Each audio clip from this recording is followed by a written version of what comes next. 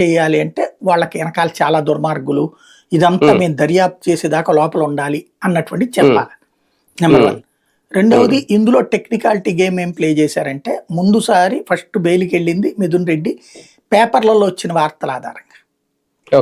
Paper అప్పటికే వీళ్ళు పోలీసులు ఏది కూడా అతని మీద ఎఫ్ఐఆర్ నమోదు చేయలే. ఎఫ్ఐఆర్ నమోదు చేస్తే దాన్ని ఛాలెంజ్ చేయొచ్చు. ఇంతకుముందు అట్లాగా ముందస్తు బెయిల్ తీసుకున్నాడు మిథున్ రెడ్డి వేరే కేసులో. అదే వేరే 2-3 కేసుల్లో పెట్టారు కదా అతని మీద, ముందస్తు బెయిల్ తీసుకున్నాడు. కాబట్టి ఇప్పుడు అతన్ని కంట్రోల్ చేయాలంటే కోర్టులో అడిగినప్పుడు ఏమోనండి అతను ఏదో చెప్తున్నాడు, మేమేమి ఇంకా అసలు కేసే పూర్తి కాలేదు, విచారణలో ఉంది అంటే, సరే ఆయన జోలికి ఏం వెళ్ళట్లేదు కదా, వెళ్ళట్లేదండి, అయితే ఇక్కడ మేము డిస్మిస్ చేస్తున్నాం, ఏం లేదంటున్నారు కదా నీ మీద అన్నటువంటి.